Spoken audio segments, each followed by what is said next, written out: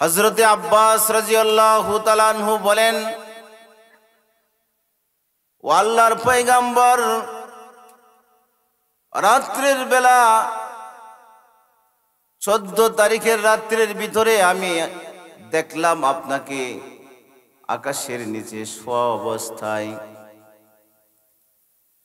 আর 4টা দেখলাম আপনার উপরে। ও আল্লাহর পয়গম্বর, আপনি শিশু বাচ্চা হাতটা নাড়াইতেছিলেন, আপনার এই শাহাদত আঙ্গুল যেদিকে যাইতেছিল আমি আকাশের দিকে তাকাইতেছিলাম, দেখলাম আপনার আঙ্গুলটা যেদিকেই যায় 4টা ওইদিকেই দৌড় দিয়ে চলে যায়। সুবহানাল্লাহ। আপনার হাত যদি পূর্ব দিকে যায়, আমি দেখলাম 4টা দৌড় দিয়ে পূর্ব দিকে চলে যায়। আপনার হাত যখন পশ্চিম দিকে যায়, হাত চাঁদ দেখি সাথে সাথে পশ্চিম দিকে চলে যায়। যখন উত্তর দিকে যায়, উত্তর দিকে চাঁদ চলে যায়। আব্বাস রাদিয়াল্লাহু তাআলা আনহু বলেন, আল্লাহর পয়গম্বরের অবস্থা দেখে আমি ওই দিন বুঝতে পেরেছিলাম তুমি একজন স্বাভাবিক একজন মানুষ না। তাওরাত, জবুর, ইনজিল কিতাবের মাঝে আল্লাহ রাব্বুল আলামিন যে প্রতিশ্রুতি দিয়েছেন, পৃথিবীর শেষ লগ্নে এমন একজন নবীর আবির্ভূত হবেন, চন্দ্র সূর্য সব কিছু যার অনুসারী হয়ে যাবে। সুবহানাল্লাহ। আল্লাহর পয়গম্বর হযরতে আব্বাস রাদিয়াল্লাহু তাআলা আনহুর কথা শুনে বলতেছেন, কো চাচা আপনি জানেন না, কানাল কামারু ইনাজিনি ওয়া ইউহাকিনি ওয়া ইয়ামনানি মিনাল বুকা। সুবহানাল্লাহ বলে। আল্লাহর পয়গম্বর ডাক দে বলে, আমার চাচা, চাঁদ কালি আপনি দেখলেন পশ্চিম আর পূর্ব দিকে দৌড়াদৌড়ি করছে, তাই না? কানাল কামারু ইনাজিনি, ও চাচা, চাঁদ আমার সাথে কানে কানে কথা বলে। সুবহানাল্লাহ। কি কয়? আল্লাহর হাবিব বলেন, চাচা খালি চাঁদ নড়াচড়া করে না, কানাল কামারু ইনাজিনি, ও চাচা, চাঁদ আমার সাথে ওই সময় কথা বলতো চুপে চুপে। ওয়ায়ুহাকিনি,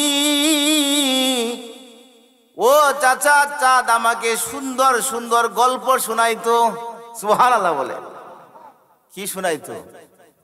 আল্লাহর নবী ছোট, চাঁদ আকাশের মাঝে, আল্লাহর নবীকে কি শোনায়? গল্প শোনায়।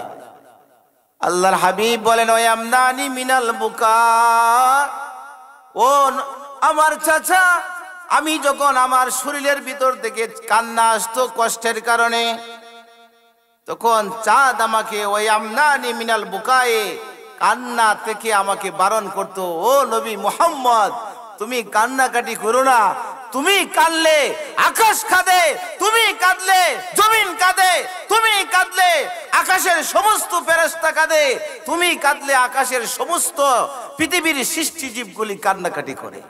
সুবহানাল্লাহ। আল্লাহর হাবিব বলেন, কানাল কামারু ইনাজিনি ওয়া ইউহাকিনি ওয়া ইয়ামনানি মিনাল বুকা। আল্লাহর পয়গম্বর বলেন, চাচা, চাঁদ আমার সাথে রাত্রের বেলা কথা বলতো, রাত চাঁদ আমাকে ঘটনা সুন্দর সুন্দর ঘটনা শোনায়। ওয়ামনানি বিনাল বুকা, আর আমাকে কান্নার থেকে নিষেধ করে। ও নবী, আপনার কান্না করা যাবে না, আপনার কান্না করলে কি হয়?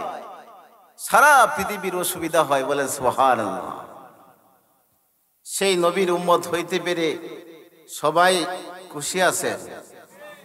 খালি মনে মনে খুশি থাকলে হবে না, নবীর আদর্শ মানতে হবে। কথা বলেন, মানতে হবে কিনা? সবাই মানতে রাজি আছি তো ইনশাআল্লাহ? নবীর সুন্নত মানতে রাজি আছি তো ইনশাআল্লাহ? আমার 3.5 হাত বডির মাঝে নবীর সমস্ত সুন্নত প্রতিস্থাপন করব তো ইনশাআল্লাহ? আমার ঘরে সুন্নত কায়েম করব তো ইনশাআল্লাহ? আমার প্রতিষ্ঠানে সুন্নত কায়েম করব, আমার ক্ষেত কামারের মাঝে আল্লাহর হাবিবের সুন্নত কায়েম করব। এমন একজন উম্মত কাল হাসরের ময়দানে যখন আসবে, আল্লাহর হাবিব বলেন এই উম্মতটা আমার সাথে জান্নাতে যাবে। সুবহানাল্লাহ। সাহাবায়ে কেরামের আল্লাহর নবীর মুহাব্বত আর ভালোবাসা। হাবিব ইবনে যায়েদ একজন সাহাবী, কৃষক সাহাবী ছিলেন। আল্লাহর নবীর ইন্তেকাল হয়ে গেছে। একজন সাহাবী চুপে চুপে গিয়া বলে, ও আল্লাহর সাহাবী, তুমি তো ক্ষেত কামারে আসো, জানো না আমাদের নবী কিছুক্ষণ আগে দুনিয়া থেকে চলে গেছে। ওই হাবিব ইবনে যায়েদ একজন কৃষক সাহাবী, দেখেন আল্লাহর নবীর কত মহব্বত আর ভালোবাসা। হাবিব ইবনে যায়েদ বলে, ভাই কি বলো, সত্যি আমার নবী দুনিয়া থেকে চলে গেছে? বলে, হ্যাঁ আমার নবী দুনিয়া থেকে চলে গেছে। আল্লাহ দরবারে হাত উঠায়, আল্লাহ, যে চক্ষুর দ্বারা তোমার নবীকে একদিন না, 2 দিন না, কত বছর ধরে দেখতেছি, সত্যি যদি তোমার নবী দুনিয়া থেকে চলে যায় আল্লাহ, আর এই চক্ষুর দ্বারা দুনিয়ার কোনো কিছু দেখতে চাই না আল্লাহ, সাথে সাথে আমার এই চক্ষুগুলিকে অন্ধ বানায়া দাও। সাহাবায়ে কেরাম ছিলেন মুস্তাজাবুদ দাওয়াত, দোয়া কবুল হইতো সাথে সাথে। এই সাহাবী যখন আল্লাহর দরবারে হাত তুলে বলে, আল্লাহ,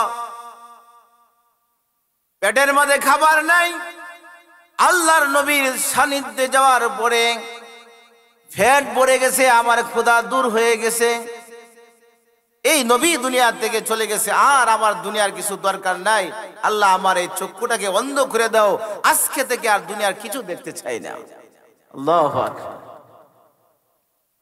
সাহাবায়ে কেরামের মুহাব্বত আর ভালোবাসা, এমন অবস্থা হয়েছিল নবীর মুহাব্বত আর ভালোবাসা যে নবীর মুহাব্বতের কারণে নিজের সন্তানের কথা বলে গেছে।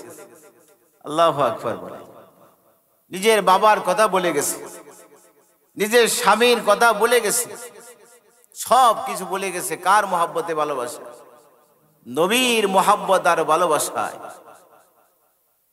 নবী করিম সাল্লাল্লাহু আলাইহি ওয়াসাল্লাম এমন একজন নবী আল্লাহ তাআলা আমাদেরকে দান করেছেন, যে নবীর আগমনের জন্য শত শত বছর ধরে দুনিয়ার মাখলুকগুলি তারা অপেক্ষমান ছিল। বলেন সুবহানাল্লাহ। গারে সুরের ভিতরে আল্লাহর হাবিব ঢুকে গেছে। আবু বকর সিদ্দিক রাদিয়াল্লাহু তাআলা আনহু সব গর্ত বন্ধ করছে। একটা গর্ত আর বন্ধ করার মতো কোনো সুযোগ নাই, নিজের পার ধারা বন্ধ করে রাখছে। আবু বকর রাদিয়াল্লাহু তাআলা আনহুর পায়ের ভিতরে আঘাত করেছে। ও আবু বকর, কেন তুমি আমার এই গর্তের মুখটাকে বন্ধ করে দিলা? আমি তো 1000 বছর ধরে নবীর আগমনের অপেক্ষায় আছি, আমি কখন এই নবী আমার এই গর্তের ভিতরে ঢুকবে, আর আমি আমার নবীকে দেখে আমার 2টা নয়ন জোড়াবো। আবু বকর, সরাও, তাড়াতাড়ি সরাও, তোমার গর্তের মুখ সরাইয়া দাও। আল্লাহু আকবার। বনের পশু পাখি সহ যার নবীর আগমনের জন্য পাগল হারা ছিল, এই নবীর জন্য নিজের জান আর মাল কুরবান করতে রাজি আছি ইনশাআল্লাহ? কে কে রাজি আছি ইনশাআল্লাহ? নিজের জান আর মাল দিবার জন্য রাজি আছি ইনশাআল্লাহ? আল্লাহ তাআলা আমাদেরকে কবুল করুন। রাসূল সাল্লাল্লাহু আলাইহি ওয়াসাল্লাম দুনিয়াতে আসার পরে দুনিয়ার শত অন্ধকার দূর করে এই দুনিয়ার মাঝে আলো ফুটিয়েছিলেন। কি বলেছিলেন? আলো ফুটিয়েছিলেন এই নবীর আগমনে। অন্ধকার যুগের মাঝে এমন এক যুগের মাঝে আল্লাহর নবী আসছেন, যে যুগের মাঝে নিজের জীবন্ত সন্তান, নিজের সন্তানকে বাবা তার নিজ হাতে কবর দিত। এমন এক যুগের মাঝে আল্লাহ রাসূল দুনিয়াতে আসছে। আল্লাহ তাআলা এই মানুষগুলিকে শোনার আল্লাহর হাবিব এই মানুষগুলিকে সোনার মানুষে পরিণত করেছেন, বলেন আলহামদুলিল্লাহ। উমর রাদিয়াল্লাহু তাআলা আনহু বলেন, উনি যখন আমিরুল মুমিনিন, অর্ধ পৃথিবীর বাদশাহ, সারা পৃথিবীটাকে বন্টন করলে অর্ধেক পৃথিবীর যিনি বাদশাহ, কি বলেন তার দাম কতটুকু? উমর রাদিয়াল্লাহু তাআলা আনহু বলেন, আফসোস করে বলেন উমর রাদিয়াল্লাহু তাআলা আনহু, একদিন সাহাবায়ে কেরামকে নিয়ে একটি পাহাড়ে উঠে গেলেন।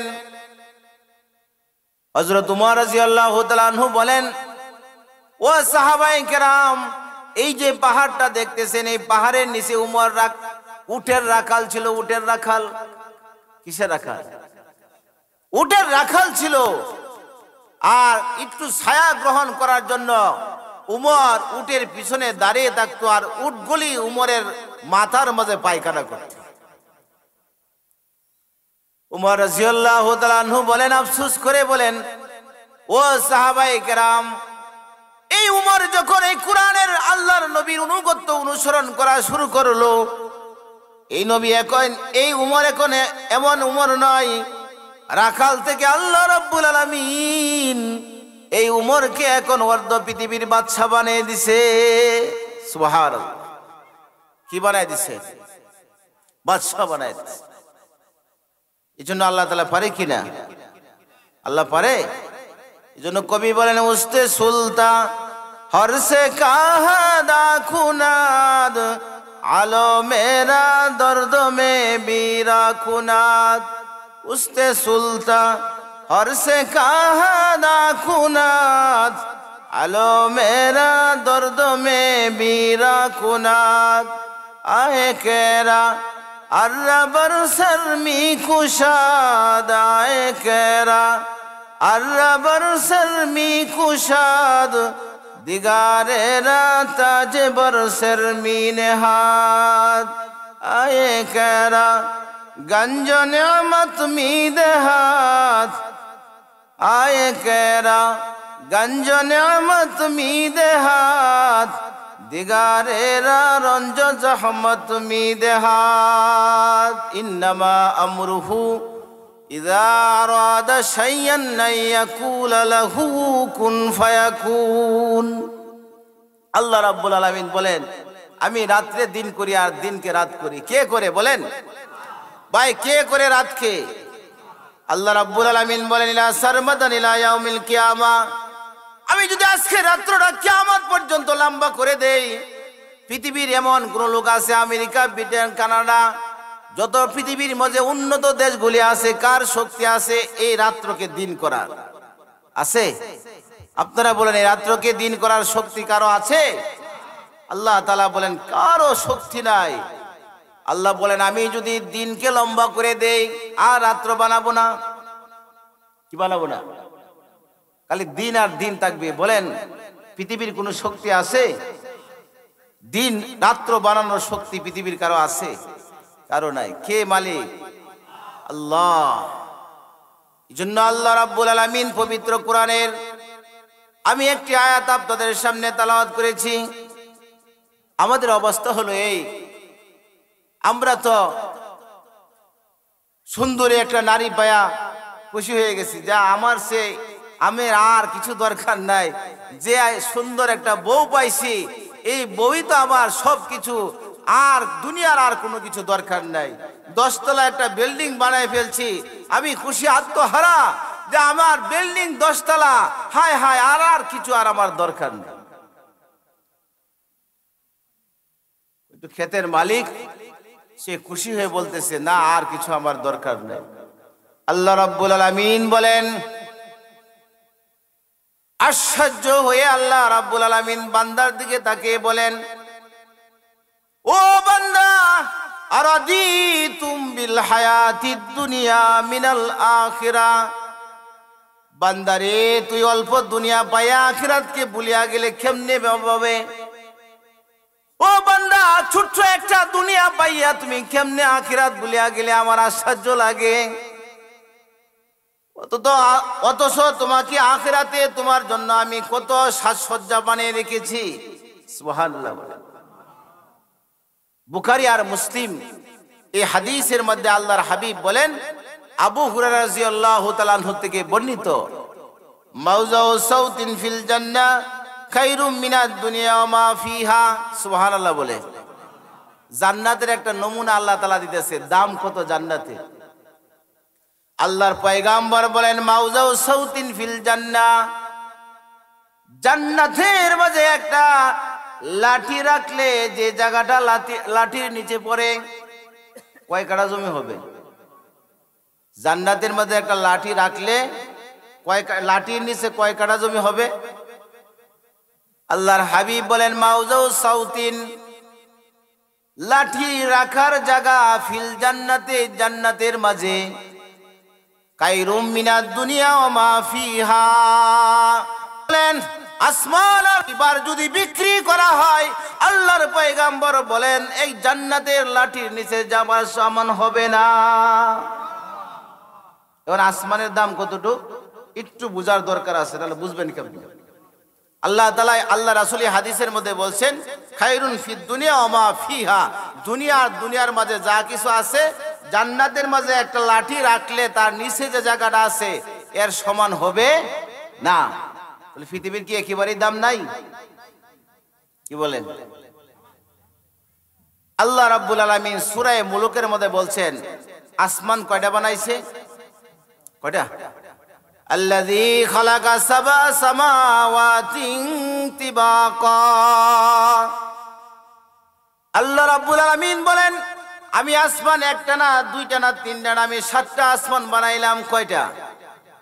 বিজ্ঞানী খালি ঘুরতেছে যে আল্লাহ গুলো 7টা আসমান বানাইছে। এখন বিজ্ঞানী ঘুরে ঘুরে দেখে একটা আসমানই পায় না খুঁজে।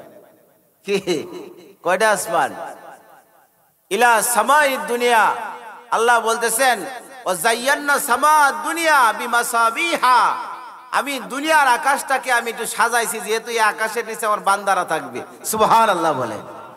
কোন আকাশটা সাজাইছে? দুনিয়ার আকাশটাকে। এই যে আমরা যে আকাশটা দেখি, এই আকাশটাকে আল্লাহ সাজায় দিছে কেন? এই আকাশের নিচে আমার বান্দারা থাকবে। সুবহানাল্লাহ। তাফসীরের কিতাবের মধ্যে লেখে আল্লাহ তাআলা কুরআনের মধ্যে বলছেন 7 আসমান বানাইছে। কয়টা? আল্লাযী খালাকা সাবা সামাওয়াতিন তিবাকা, আল্লাহ তাআলা 7 আসমান বানাইছে, স্তরে স্তরে বানাইছে, একটার উপর আরেকটা, আরেকটার উপরে আরেকটা। আবার অন্য জায়গার মধ্যে আল্লাহ তাআলা বলছেন, বিগাইরে আমাদিন তারাউনাহা, আমি যে আকাশ বানাইছি কুটি ছাড়া, যা তোমরা দেখো। কি ছাড়া? কুটি ছাড়া। দেখেন ফেস্টে কত লাগাইছে আল্লাহ তাআলা। এই জায়গার মধ্যে বলছে সূরা মুলুকের ভিতরে যে আল্লাহ তাআলা আসমান বানাইছেন 7 আসমান স্তরে স্তরে। আর অন্য জায়গার মধ্যে বলছেন সূরা রাদের ভিতরে আল্লাহ তাআলা বলেন, আমি আসমান বানাইলাম বিগাইরে আমাদিন তারাউনাহা, কুটি ছাড়া আসমান বানাইলাম। পেশ বাজছে কিনা? কুটি ছাড়া জিনিস থাকে? কথা কোন? এই যে একটা তাবু বানাইছে, এটা কুটি ছাড়া থাকবে? তাহলে আল্লাহ কুটি ছাড়া বানাইলো। বিজ্ঞান ঘুরতেছে, ঘুরে ঘুরে ঘুরে দেখে আল্লাহ রাব্বুল আলামিন কুটি ছাড়া বানাইলো কেন? কি আল্লাহ তাআলা এখানে বিশেষ একটা পদার্থ ব্যবহার করলো যে কুটি ছাড়া বানায় ফেললো? কুটি ছাড়া বানায় খুঁজতে খুঁজতে খুঁজতে খুঁজতে 1000 বছর পরে তারা একটা আয়াত আল্লাহ তাআলা 1000 বছর আগে নাজিল করে দিছে যে আসমান কেমনে বানাইছে। সূরা ফাতিরের ভিতরে আল্লাহ তাআলা বলছেন, ইমসিকুস সামাওয়াতি ওয়াল আরদা আন তাজুলা, আল্লাহ তাআলা আসমান আর জমিনকে বানাইছেন এভাবে যেন একটার থেকে আরেকটা সরে না যায়।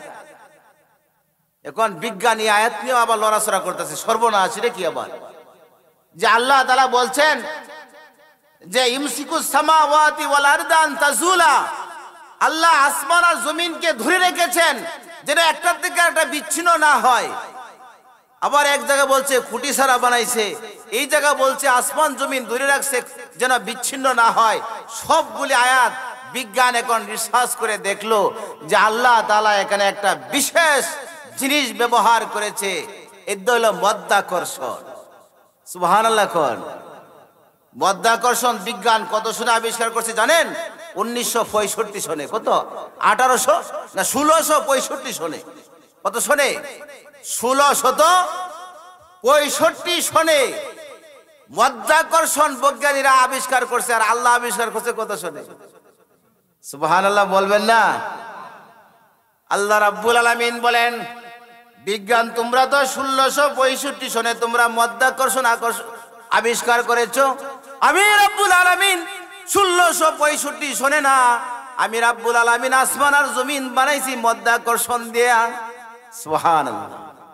মাধ্যাকর্ষণ এমন এক জিনিস, একটা আরেকটাকে ধরে রাখে, কোনো কুঠি লাগে না। বলেন সুবহানাল্লাহ। আল্লাহ রাব্বুল আলামিন বলেন, প্রথম আসমানের নিচে দ্বিতীয় আসমান,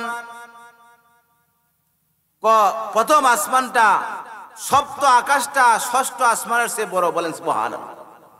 তাহলে ষষ্ঠ আসমান বড় না হলে ছোটটা ধরে রাখা যায়? কথা বলেন। আল্লাহ রাব্বুল আলামিন সপ্তম আকাশকে সবথেকে বড় বানাইছেন। সপ্তম আকাশটা ষষ্ঠ আকাশকে ধরে রেখেছে, ষষ্ঠ আকাশ পঞ্চম আকাশকে ধরে রেখেছে, পঞ্চম আকাশ চতুর্থ আকাশকে ধরে রেখেছে, চতুর্থ আকাশ তৃতীয় আকাশকে ধরে রেখেছে, তৃতীয় আকাশ দ্বিতীয় আকাশকে ধরে রেখেছে, দ্বিতীয় আকাশ এই প্রথম আকাশকে ধরে রেখেছে। এটাকেই বলা হয় মাধ্যাকর্ষণ দিয়ে আল্লাহ তাআলা কি করছেন? আসমান জমিন তৈরি করেছেন। বলেন সুবহানাল্লাহ। এই জন্য আল্লাহ রাব্বুল আলামিন বলেন, আল্লাযী খালাকা সাবা ওয়াস সামাওয়াতি তিবাকা মা তারা ফি খালকির রহমানি মিন তাফাবুদ। ওই যে কুড়ি বানাইছে, এটার মধ্যে কোনো ভুল থাকতে পারে, সমস্যা থাকতে পারে, কিন্তু আমি আকাশ বানাইছি, এর মধ্যে কোনো কি নাই, ত্রুটি নাই। শ্রেষ্ঠ বিজ্ঞানী, পৃথিবীর মধ্যে সবচেয়ে ষষ্ঠ বিজ্ঞানী যাকে উপাধি দেওয়া হয়েছে, আলবার্ট আইনস্টাইন। তার নাম কি? Albert Einstein. সে নদীর পারে, সাগরের পারে দাঁড়িয়ে স্বীকার করে গেছে, আল্লাহ এইটা মহাসাগর। আমাকে মানুষে শ্রেষ্ঠ বিজ্ঞানী উপাধি দিয়েছে। আমি আলবার্ট আইনস্টাইন, আমি তোমার এই মহাসাগরের পারে আমি ঘোষণা করে গেলাম, আল্লাহ আমি তোমার মহাসাগরের কিছুই নাড়াচাড়া করতে পারি নাই, শুধু একটি দুলি কণা নিয়ে আমি নাড়াচাড়া করে গেলাম, আর এই মহাসাগর তোমার রয়ে গেল। আল্লাহু আকবার। আল্লাহ বলেন, আওয়ালাম ইয়ানজুরু ইলা মালাকুতিস সামাওয়াতি ওয়াল আরদ। সুবহানাল্লাহ বলে, আওয়ালাম ইয়ানজুরু, তোমরা কি লক্ষ্য করো না আমার আসমান আর জমিনের দিকে? লক্ষ্য করলেই খুঁজে পাওয়া যাবে। সুবহানাল্লাহ বলে, এই সূর্য পূর্ব আকাশ দিয়ে উঠে খালি রোদের তাপের মাঝে ফিডা সিডা শুকাইলেন, মা বোনরা খালি শুকনা মরে শুকাইলো, এই সারা জীবন এই দান শুকাইলো, এই কাজ করলো, একদিন চিন্তাও করলো না পূর্ব আকাশ দিয়ে যে সূর্যটা উঠে, এটা পূর্ব আকাশ দিয়ে উঠে আবার পশ্চিম আকাশে ডুবে যায়। এই সূর্য কেন উঠে, কেন ডুবে, আপনার জীবনে একদিন সুযোগও পাইলেন না এটা নিয়ে চিন্তা করার। খালি পেট ভরে খাইলেন আর লেট্রিনে দৌড়াদৌড়ি করলেন। কি পেট ভরে খাইলেন আর লেট্রিনে দৌড়াদৌড়ি করে? আল্লাহ রাব্বুল আলামিন বলেন, আওয়ালাম ইয়ানজুরু ইলা মালাকুতিস সামাওয়াতি ওয়াল আরদ। আল্লাহ রাব্বুল আলামিন বলেন, একটু লক্ষ্য করে দেখলেন না আসমান আর জমিনের দিকে তাকায়া?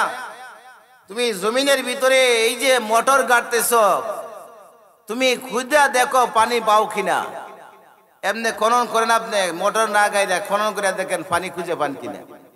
আপনি 200 হাত গেলেও খুঁজে কি পাবেন না, পানি পাইবেন না। আল্লাহ রাব্বুল আলামিন বলেন, বান্দা যখন আমার উপরে ইয়াকিন করেছে আমি এই পাইপ নিচে গেলেই পানি উঠবে, বান্দা কি বিশ্বাস করছে?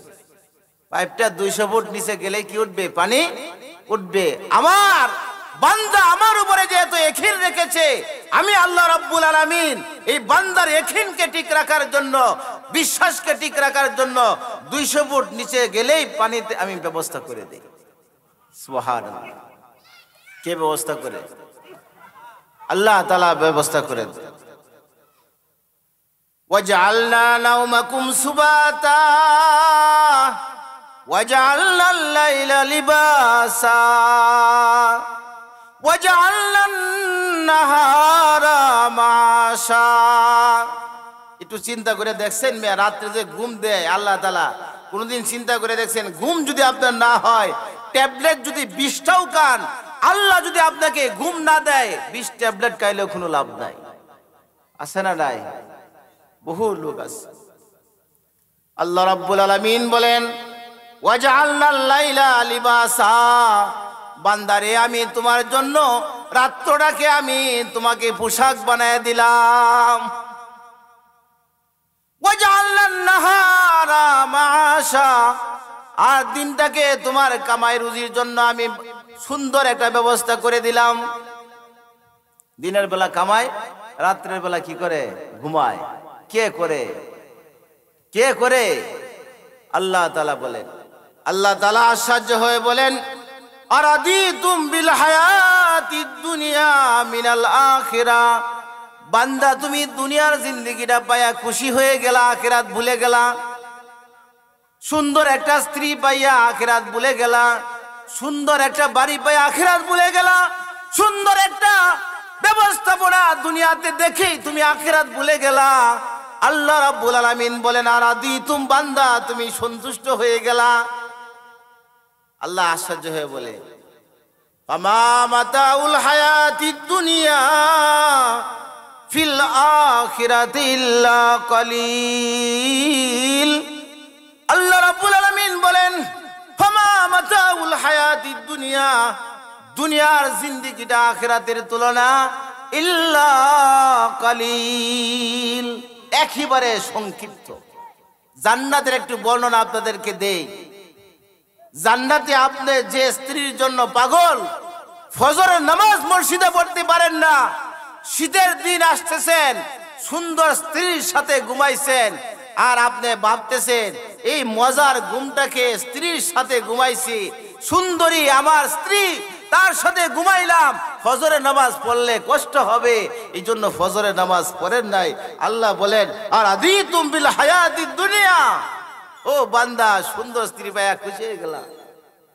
আল্লাহর হাবিব, বুখারী মুসলিম হাদিসের মধ্যে আল্লাহর হাবিব বলেন জান্নাতের ভিতরে দুনিয়ার যে তোমার স্ত্রীটা আছে, দুনিয়ার স্ত্রীর মুখের মধ্যে দুর্গন্ধ থাকে। কি থাকে? দুর্গন্ধ না সুগন্ধ? রাত্রের বেলা যদি সকালে ফজরের সময় উঠে আপনার স্ত্রীরা একটু দেখে নাকের কাছে গিয়া কি গ্রাণ করে না সুগ্রাণ করে? কি বলেন? একটু চেক করে দেখে। আল্লাহ এই কথাগুলি আশ্চর্য বলতেছে। এই গন্ধওয়ালা একটা স্ত্রী, গন্ধওয়ালা একটা স্বামী, ও আমার মা বোনেরা ভালো করে শুনে রাখেন, আপনার একটা সুন্দর স্বামী পেয়ে ফজরের নামাজ আপনি পড়েন নাই, সুন্দর স্বামী পেয়ে ইয়াশার নামাজ আপনি আদায় করেন নাই।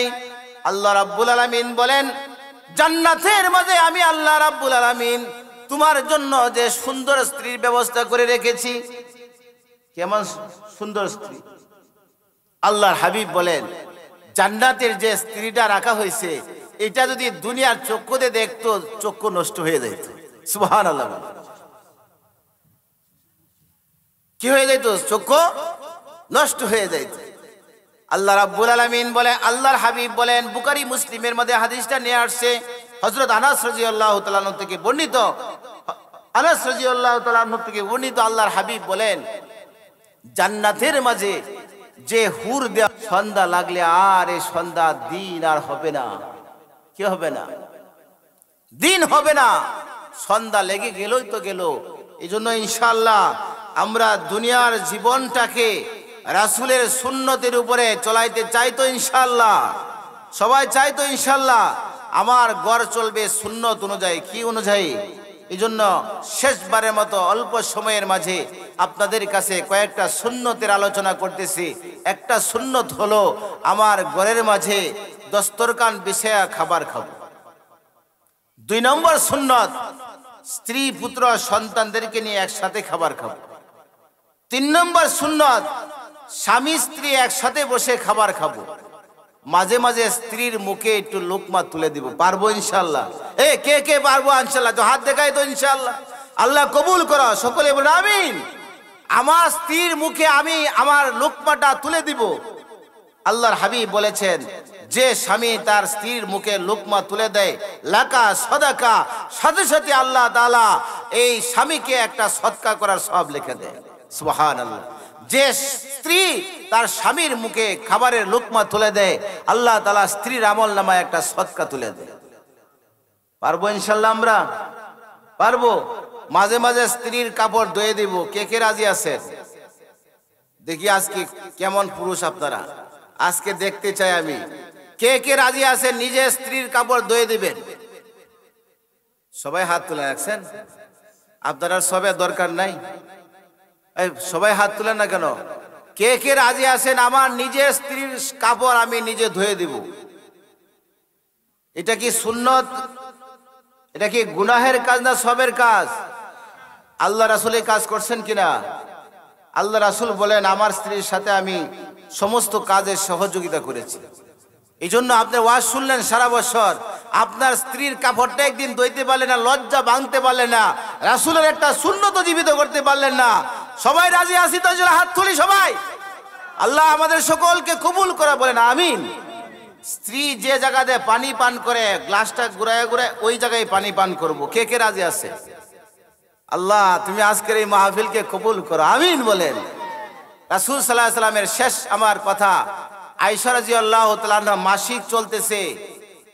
পাশ্চাত্য যুগের মধ্যে যখন মহিলারা মাসিকে থাকতো তখন তাদের কাছে যাইতো না। ইসলাম কত দেখেন উদার ধর্ম। আল্লাহ রাসূল একসাথে খাইতেছেন আয়েশা রাদিয়াল্লাহু তাআলা আনহার সাথে। আয়েশা রাদিয়াল্লাহু তাআলা মাসিক চলতেছে, এমন সময় আল্লাহ রাসূল দেখলেন আয়েশা কোন দিক থেকে পানি পান করছে। গ্লাসটাকে হাতে নিলেন, ঘুরায় ঘুরায় ঘুরায় ঘুরায় যে দিক দিয়ে আয়েশা রাদিয়াল্লাহু তাআলা পানি পান করছেন ওই পাশে পানি পান করছেন। বলেন সুবহানাল্লাহ। করবো ইনশাআল্লাহ। এই সুন্নতটা আজকে কায়েম করবো ইনশাআল্লাহ। বলবেন স্ত্রীকে, তুমি এক গ্লাস পানি অর্ধেক খেয়ে আমাকে দাও, আমি তোমাকে দিব। আমি অর্ধেক খেয়ে, মা বোন যারা শুনতেছেন আপনারা স্বামীকে বলবেন, আপনি এক গ্লাস পানি থেকে অর্ধেক পানি পান করেন আর অর্ধেক পানি আমাকে দান করেন। কি হবে? রাসূলের সুন্নত একটা তৈরি হবে। ওমা আলাইনা ইল্লাল বালাগ। আসসালামু আলাইকুম ওয়া রাহমাতুল্লাহি ওয়া বারাকাতুহু।